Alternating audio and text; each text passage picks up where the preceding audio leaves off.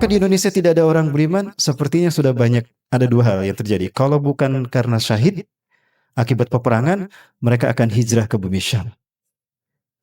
Pada saat Nabi Isa sudah turun.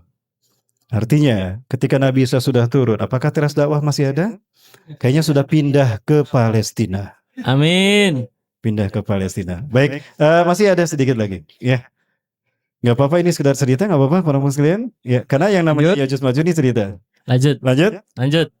Ya, setelah mereka sembunyi, maka di antara Yajuj Majuj kata Rasulullah ada yang menggerak-gerakkan tombak mereka, lalu dilemparkan ke langit, dan ketika balik lagi ternyata sudah berlumuran darah. Maka mereka yang lain pun mengikutinya, dilemparkan semua tombak mereka dan semuanya kembali dengan berlumuran darah. Lalu Allah menghukum mereka dengan diturunkannya apa? Ulat. Maka terjadilah hujan ulat dari langit, yang mana ulat itu menimpa mereka. Nah, Yajuj Majuj mereka menundukkan kepala mereka. Ketika melihat ke atas ada ulat, lalu mereka menundukkan kepala mereka. Maka ulat itu pun masuk ke punduk-punduk mereka, kata Rasul. Maka dengan cepat ulat tadi menjalar, ada yang ke otak mereka sampai ke jantung mereka. Maka ketika subuh harinya kaum muslimin selesai sholat subuh, Nabi Isa memberitakan, keluarlah kalian. Aku tidak mendengar banyak suara di luar sana. Ternyata ketika kaum muslimin keluar, Yajuj Majuj sudah mati semuanya. Saking banyaknya Yajuj Majuj saat itu, binatang ternak kita tidak ada yang bisa makan rumput. Karena sudah terkena darah-darah Yajuj Majuj. Maka mereka pada akhirnya memakan daging-daging Yajuj Majuj.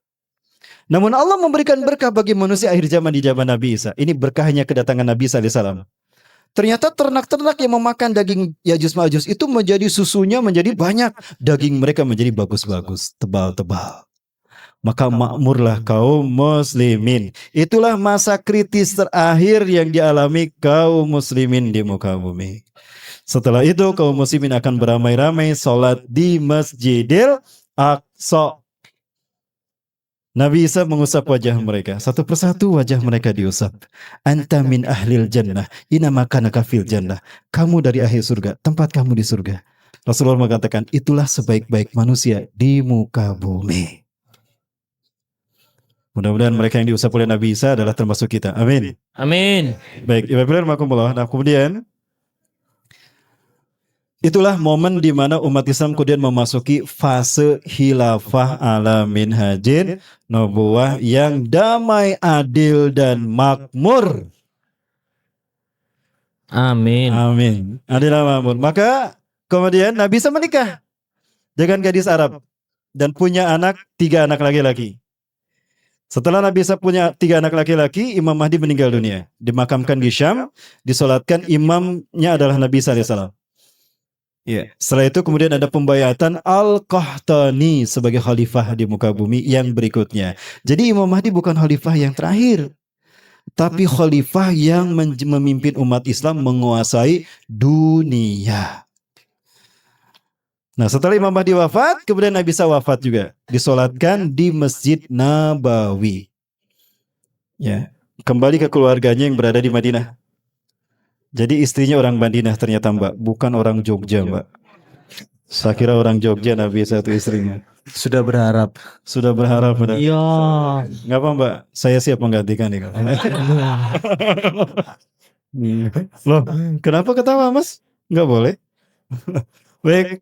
Nah, kemudian pada saat itu amat sejahtera penambah Allah. Di saat Imam Mahdi hidup, Rasulullah menyebutkan fayamkusu fil ardi sab'ata sanawat, 7 tahun, 8 tahun sama niya sanawat atau 9 sanawat atau 9 tahun. Ya. Hajjajan, yaitu musim haji. Jadi Rasul menyebutkan di masa Imam Mahdi memimpin dunia itu terjadi 7 sampai 9 kali 7 sampai 8 kali musim haji. Artinya Imam Mahdi diutus pertama kali di musim haji. Pertanyaannya, tahun ini musim haji bulan apa? Agustus. Apakah bulan Agustus ini Imam Mahdi akan dibaiat? Ciri Imam Mahdi dibaiat apabila satu, ikhtilafim minan nas, inda ikhtilafim minan nas.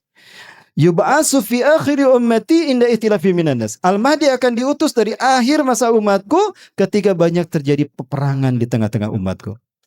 Yang kedua, Indikatornya adalah al-zalazila, gempa bumi di mana-mana.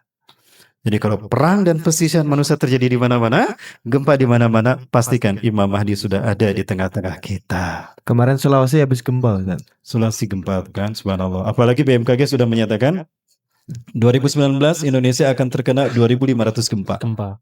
Betul ya? 2.500 gempa. Banyak gempa bumi.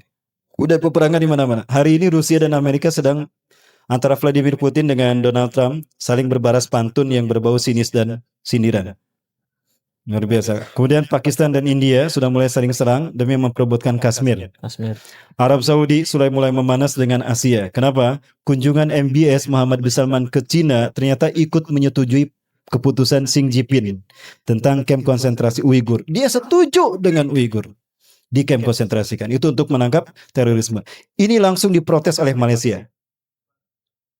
Maka Raja Salman malu saat itu dan marah besar kepada putranya. Maka diambil alih ke kerajaan tadi, dan berita yang saya sampai ke telinga saya dari saudara kita yang baru pulang dari sana, ada kemungkinan akan dicabut hak putra mahkota dari MBS. MBS tidak terima. Apakah ini indikator kalau Raja Salman akan bertengkar dengan anaknya Terbunuh. sehingga Raja Salman meninggal dunia?